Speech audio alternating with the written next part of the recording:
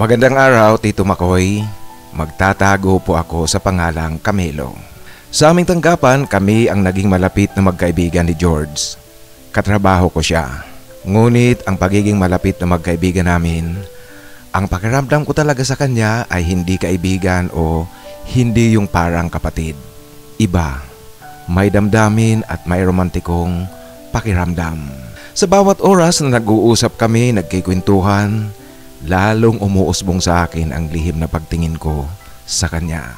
Ang mahirap kasi hindi ko siya pwedeng taluhin, hindi pwedeng mabunyag ang tunay na damdamin ko sa kanya kasi mawawala ang tiwala nito, baka mabadtrip sa akin, umiwas sa akin. At ang higit na masama, baka ikwento niya sa iba, lalong-lalo na sa mga kasamahan namin sa opisina. Alam mo Tito Makoy, ako kasi tagong-tago ang pagkatao. Ang ibig kong sabihin, ang aking pagkakagusto sa kapwa lalaki, walang nakakaalam kasi hindi ako nakikitaan ng kalambutan. Wala akong specific na tipo ng isang lalaki na magugustuhan ko.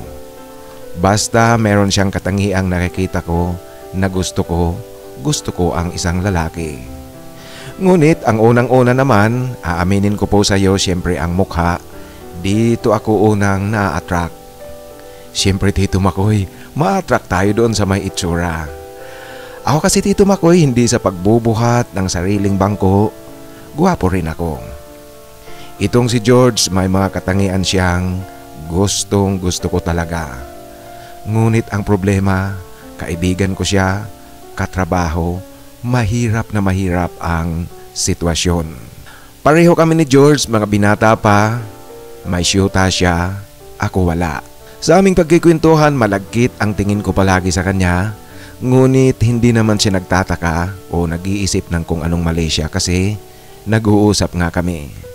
Alam mo na Tito Makoy, ang tamang etiketa talaga sa pakikipag-usap sa tao ay titingnan mo siya ng diretso sa mukha. Ngingiti ka o kaya tatawa ka kung ang kanyang sinasabi ay nakakatuwa. Lalong-lalo na kung talagang nakakatuwa ang pinagkikwentuhan niyong dalawa.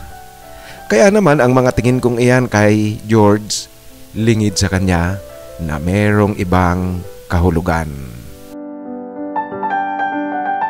Araw ng sahod noon, nagaya si George na mag-unwind daw kami, kaya pumasok kami sa isang pangmasang inuman lang. First time naming pumasok sa inuman na iyon. Alam niyo po, hindi maganda ang pakiramdam namin, parang nakakatakot na anumang oras merong kaguluhang magaganap kasi kahit sino pwedeng pumasok sa inuman na iyon. Kaya naman inubos lang namin ang aming in-order na tig-isang boteng San Miguel Pale Pilsen. Malapit ito sa aking inuupahang bahay. Hindi naman masyadong malapit na malapit, mga kulang-kulang sigurong kalahating kilometro. Kaya walking distance lang. Napagkasunduan naming dalawa na doon na lang sa bahay tumuloy ang aming pag-iinuman. Nagluto na lang kami ng pulutan. Napasarap ang aming inuman kasi nasa bahay, tahimik, ligtas, walang inaalalang problema. Marami kaming napagkwentuhan ni George, maraming katatawanan ang aming pinag-usapan at maging ang mga taong nasa paligid namin na pareho namin hindi gusto, hindi rin nakaligtas sa aming pagkikwentuhan. Sa hard liquor kami nag-umpisa, tapos nag-washing kami ng San Miguel Pale Pilsen. Pareho Tito Makoy, marami ang aming nainom. Yung hard liquor at maging yung pagwawashing na lang, marami pa rin. Kaya naman pareho kaming dalawa, lasing na lasing noong gabing iyon. Alanganin na ang oras noong tumigil kami kaya sa bahay na lang natulog itong si George. Siyempre Tito Makoy, maliit lang naman ang inuupahan kong bahay. Magkatabi kami sa pagtulog. Aaminin ko Tito Makoy, sa aming pagtatabing ito, lalong napukaw ang aking pagnanasa dito sa kaibigan ko, ang aking lihim na damdamin. Hindi niya nga talaga alam kung ano ang aking nararamdaman liban sa pagiging malapit namin sa isa't isa. Hanggang sa hindi na nga ako nakatiis Tito Makoy. Total pareho naman kami lasing. Kunwari na lang, hindi ko alam ang ginagawa ko. Tulog, lasing, nananaginip. Yinakap ko siya. Inilapit ko sa mukha niya ang aking mukha. Hindi umiwas si George. Sa tansya ko kasi Tito Makoy, tulog na tulog siya kasi naririnig ko pang humihilik ito. Hinalikan ko siya sa kanyang labi ng mabilisan lang. Alam mo Tito Makoy, masarap sa pakiramdam ang humalik ka sa taong mahal mo, yung taong meron kang pagtingin. Kaya tila may mga ngiti sa aking kalamnan. Yun ang pakiramdam ko na ang halikan ko si George. Inulit ko muli ito.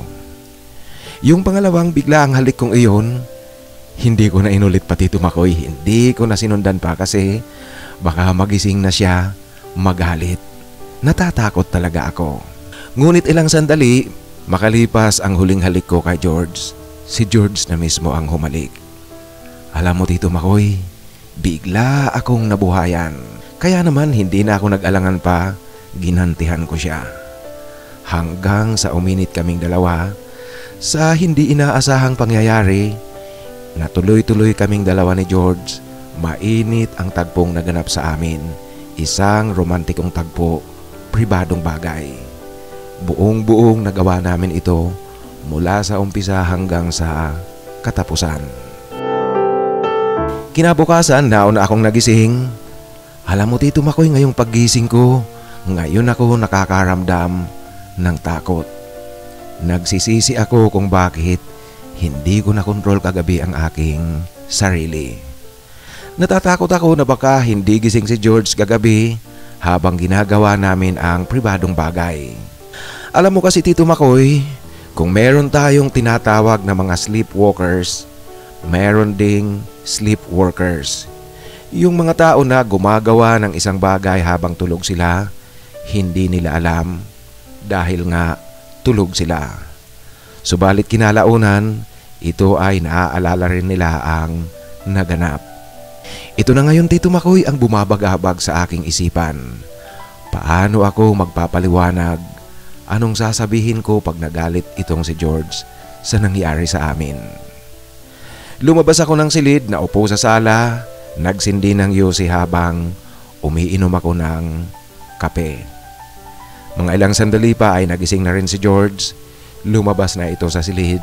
Naghilamos lang ito at nagmugmog ng tubig sa kanyang bibig.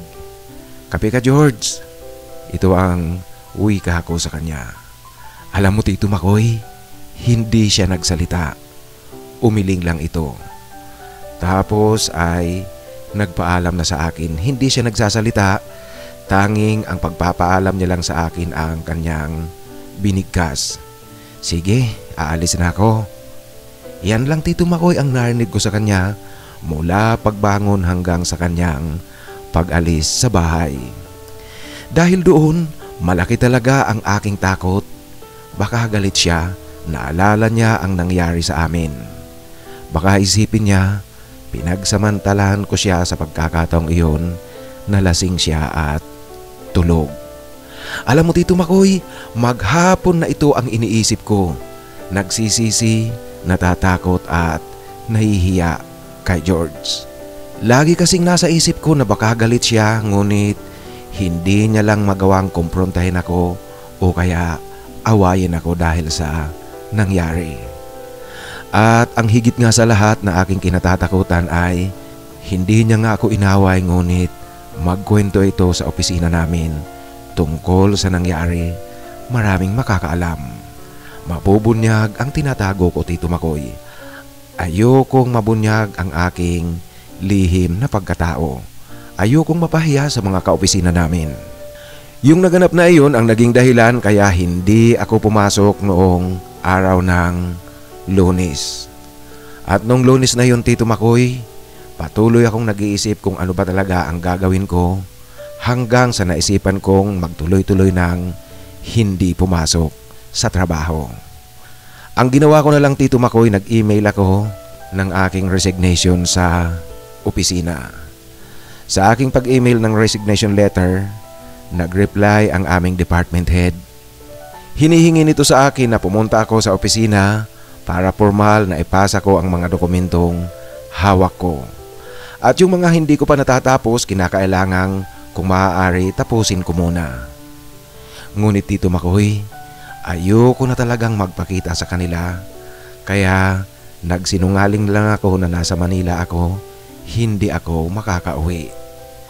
Ang susi ng drawer ko, meron akong nakatagong emergency duplicate sa may lalagyan ng mga ballpen at lapis sa aking lamisa. Itinuro ko iyon sa kanila, kaya nabuksan nila ang drawer na ginagamit ko. Alam mo Tito Makoy, hindi ko talaga maintindihan ang aking nararamdaman kasi parang walang-wala akong mukhang iharap sa kanila. Iniisip ko pa lang kung ano ang pwedeng mangyari kung sakaling nagkwento si George sa opisina namin tungkol sa naganap sa aming dalawa. Kaya hindi na talaga ako ganap na pumunta pa sa opisina dahil lang doon. Ayoko talagang mapahiya. Ayokong tuluyang mawalan ng mukha. Mula nang mag-resign ako sa aming opisina, di na rin kami nagkaroon ng pagkakataon ni George na magkausap pa. Hindi siya pumunta sa bahay mula noong hindi na ako pumapasok at nagsumite ako ng resignation hanggang nga sa ganap na akong umalis. Ngunit mas mabuti na rin Tito Makoy kasi baka hindi ako makasagot kung sakaling magtatanong siya sa akin tungkol sa nangyari sa amin, kung sakaling galit siya dahil sa naganap na iyon. At sa aking pag-resign nga sa aming trabaho, lumuwas ako ng Manila. Dito na ako nag-apply at nakahanap rin ng trabaho. Ilang taon ding nasa Manila ako Tito Makoy, at noong nagkaroon ako ng pagkakataong makapagtrabaho online o kaya yung work from home na lang, saka muli akong nagdesisyon na umuwi sa probinsya.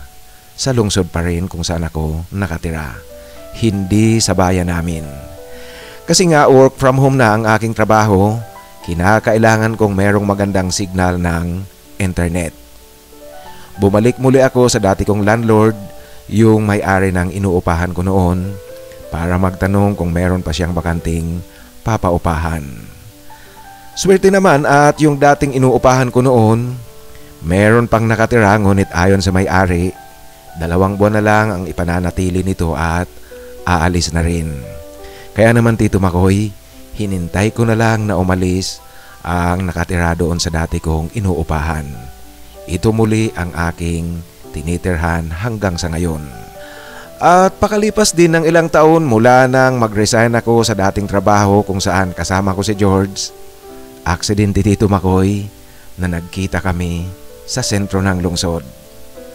Kumustahan lang at kwentuhan ng kaunti. Dito ko nalaman na nag-asawa na pala siya at meron na silang 2 anak ng kanyang may bahay. Alam niyo po Tito Makoy, nung magkita kami, tuliro pa rin ako kasi sariwang-sariwa pa rin sa akin ang naganap sa amin. Naroon pa rin ang takot sa akin na baka kumprontahin niya ako. Kahit pa Tito Makoy na yung kumprontang hindi naman ako inaaway. Alam niyo po yung tanging mabanggit niya lang ang tungkol doon sa nangyari sa amin. Natatakot ako kasi nga pakiramdam ko guilty ako. Di ko talaga alam kung ano ang sasabihin ko sa kanya at kung ano ang isasagot ko kung sakaling magtanong siya. Sa ngayon Tito Makoy, pakalipas ng ilang taon, muli kaming magkaibigan ngayon ni George. Okay kaming dalawa at magpahanggang ngayon, hindi rin nabubuksan ang nangyari sa amin noon. Medyo napapadalas na rin ang kanyang pagbisita sa bahay kung meron siyang pagkakataon at wala siyang ginagawa.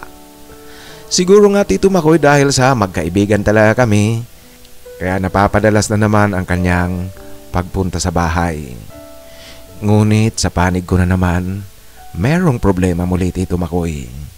Muli na namang napupukaw sa akin ang aking pakiramdam, ang lihim na pagtingin ko kay George.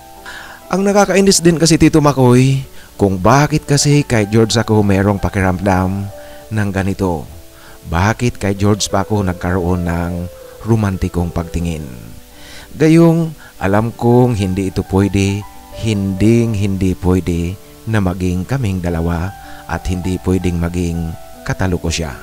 Nakakainis talaga Tito Makoy. Ano bang pakiramdam meron ako? Hanggang dito na lang po Tito Makoy ang aking kwento. Sana po piliin nyo ang iyong masugid na taga-subaybay na patuloy na nagtatago. Camilo. Maraming salamat Camilo sa pagbabahagi mo ng iyong kwento. Alam mo ang kwento mo binabasa ko, natakot ka sa sarili mong haka-haka.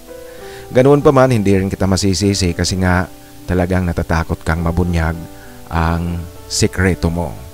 Ngunit sa tingin ko si George siguro hindi naman nagkwento sa mga kasamahan nyo at hindi rin nagalit. Kaya nga ngayon sabi mo muling pumupunta-punta dyan sa bahay mo. Hindi naputol at hindi niya pinutol ang pakikipagkaibigan sa iyo. Kaya siguro walang problema. Ngunit sa ibang banda naman, yung problema mo ngayon, nagtatanong ka kung bakit kasi kay George mo nararamdaman ito. Mahirap nga lang talaga yan sa totoong buhay. Mahirap ang ma-inlove ka sa close friend mo. Kahit pa ang pakiramdam na yan, sabihin natin sa babae, mahirap din nga talaga kung kaibigan na kaibigan mo ang itinitibok ng puso mo. Nag-umpisa kayo bilang magkaibigan, nakakatakot rin. Kasi hindi mo alam kung paano tatanggapin pag sinabi mo sa kanya ang tunay mong nararamdaman. Lalong-lalo na dyan sa sitwasyon mo pa na si George ay kaibigan na kaibigan mo, pareho kayo lalaki. Sa muli maraming salamat sa pagbabahagi mo ng iyong kwento. Ngayon mga kaibigan, kung nagtatanong nga pala kayo kung bakit sinasabi ko nitong mga nakaraang uploads na nag-o-overhauling ako sa mga contents nitong ating channel. Kasi nga sinabihan ako ng YouTube na baguhin ko ang ilang contents o kaya alisin. Sa halip na alisin ko ang mga contents na iyon, kasi nakakahiya sa mga nagpadala, i-overhaul ko na lang, i-re-upload ko na lang. At re-recording siguro ako yung iba ulit. Aalisin ko yung mga ayaw ng YouTube. Alam nyo kasi ang sabi pati sa akin ng YouTube, ang kanilang comment sa channel natin, yung mga sa ibang kwento ko, hindi naman lahat. Karamihan daw sa mga content ko ay sexually gratifying content. Yan ang kanilang comment. Na sa totoo lang medyo nagtataka naman ako ng kaunti kasi ang iba nga dyan talagang mas daring pa ang mga sinasabi. Ngunit wala tayong magagawa, kinakailangan nating sumunod, kinakailangan kong sumunod, kaysa naman sa matigil ang ating kwentuhan. Kaya po maraming salamat sa inyong pangunawa at sa tuloy-tuloy na suporta. Ngayon mga kaibigan, sa ating shoutout, kakaunti lang ang nagpapa-shoutout sa atin ngayon. Shout out kay Boy Robles 8767. Boy, maraming salamat sa tuloy-tuloy na pakikinig at sa tuloy-tuloy na suporta. I-shout out ko ngayon din si Timothy Gonzales kahit na hindi siya nagpapa-shout out. Tim, maraming salamat at yung comment mo nga pala doon sa sinusundan nitong upload, yung kwento natin na ng mayor na si Papa sa kabit na nakisama. Alam mo yung comment mo? Tama, eksaktong-eksakto yung comment mo kasi yung kwento ni Vice Mayor Marites halos may pagkakahawig. Ang pagkakaiba nga lang kasi si Vice Mayor Marites, anak siya sa labas, hindi pinakasalan yung nanay niya. Ngunit sa mga anak ng kanyang papa na dating mayor, siya talaga ang pinakapanganay. Ang pagkakaiba nga lang kasi yung mayor natalo, hindi naman dahil sa pangangabit at hindi rin ikinampan niya ni Vice Mayor Marites. Ngunit parehong-pareho palibhasa, pareho sila kwento ng mga politiko. Kumusta na kaya ngayon si Vice Mayor? Baka mayor na rin. Kumusta ka dyan Vice? At paki-update nga ako kung mayor ka na ba o Vice Mayor pa rin. Ang iba pang isa-shoutout natin, palagi-laging nagpapa-shoutout sa atin, si Adon Vlogs. Maraming salamat Adon Vlogs sa tuloy-tuloy na pakikinig.